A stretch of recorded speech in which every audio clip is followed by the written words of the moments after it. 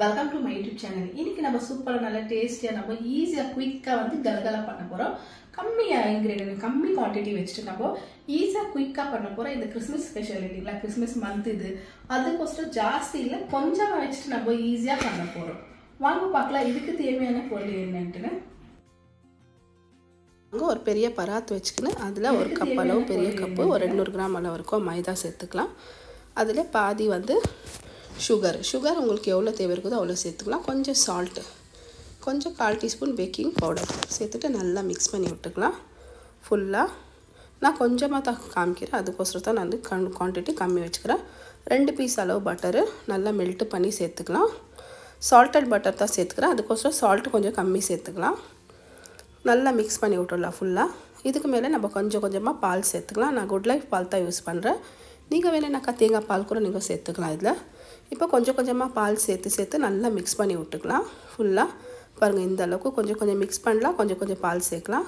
சேர்த்துட்டு ஃபுல்லாக நம்ம மாவு எப்படி சப்பாத்திக்கு பண்ணிடுறோமோ பாருங்கள், இந்த அளவுக்கு பிசைஞ்சு நல்லா வச்சிடலாம். வச்சுட்டு ஒரு 10 நிமிஷம் வரைக்கும் 10லேருந்து 20 நிமிஷம் வரைக்கும் நல்லா வச்சிடலாம். முடியுது பாருங்கள், இந்த அளவுக்கு கொஞ்சம் நல்லா சாஃப்டாக வச்சு 10லேருந்து ஒரு 20 நிமிஷம் விட்டுட்டு கொஞ்சம் நல்லா மிக்ஸ் பண்ணிக்கலாம். மிக்ஸ் பண்ணிவிட்டு சின்னதாக நம்ம ரவுண்ட் பண்ணிவிட்டு கலகாலாக்கு எப்படி நம்ம உருட்டிக்கிறோமோ உருட்டி வச்சுக்கலாம் சின்னதாக. அதுக்கப்புறமா ஒன்று நம்ம பண்ணி வச்சுக்கலாம். சைஸ் நீங்கள் சின்னதாக பெருசாக பார்த்து எடுத்துக்கலாம், எந்த சைஸ்க்கு வேணுமோ அந்த மாதிரி. பாருங்கள், ஒரு சைடு பண்ணிவிட்டு நான் ஃபுல்லாக இந்த மாதிரி ஒரு பிளேட்டில் நான் எல்லாமே கலகலாக்கு இந்த மாதிரி ஃபோக்கில் பண்ணி வச்சுக்கினேன். இதே மாதிரி தான் பாருங்கள், ஈஸியாக நம்ம இது ஃபோக்கில் இருந்துச்சு அதிலே நான் பண்ணி வச்சுக்கணும். இந்த அளவுக்கு தான் சின்ன உருண்டை நம்ம பார்த்து எடுத்துக்கலாம். பெருசாக இருந்துச்சுனாக்கா சின்னது பண்ணி நம்ம எடுத்து வச்சுக்கலாம்.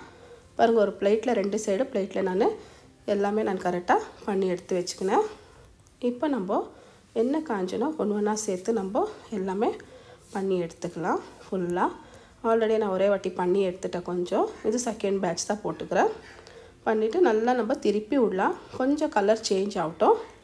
சேஞ்ச் ஆனோன்னா நம்ம எடுத்துக்கலாம். நம்ம பேக்கிங் பவுடர் கூட கொஞ்சம் சேர்த்துக்கிறதுனால கொஞ்சம் சாஃப்டாக இருக்கும், கிறிஸ்பி இல்லை, நல்லா கொஞ்சம் சாஃப்டாக தான் பண்ணிக்கிறோம். பாருங்கள், சைஸ் கொஞ்சம் பெருசாக போட்டதுனால கொஞ்சம் பெருசாகிடுச்சு. நீங்கள் சின்னதாக பெருசோ பார்த்து நம்ம சேர்த்துக்கலாம்.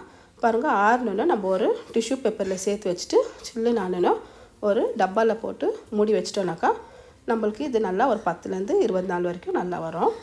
பாருங்கள், சூப்பராக நம்மளது கலகலாக நல்லா சாஃப்டாக ரெடி ஆகிடுச்சு.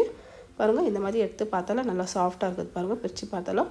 அப்புறமா சுகர் கூட எனக்கு எல்லாமே கரெக்டாக இருக்குது, ஜாஸ்தியும் இல்லை கம்மியும் இல்லை. இந்த மாதிரி சூப்பராக நம்மளது ஒரு 100 கிராமில் ஒரு கப்பு மாவில் பாருங்கள் எவ்வளோ ஒரு 50 பீஸ்க்கு மேலே வந்துடுச்சு எனக்கு ஜாஸ்தி. பாருங்கள், சூப்பராக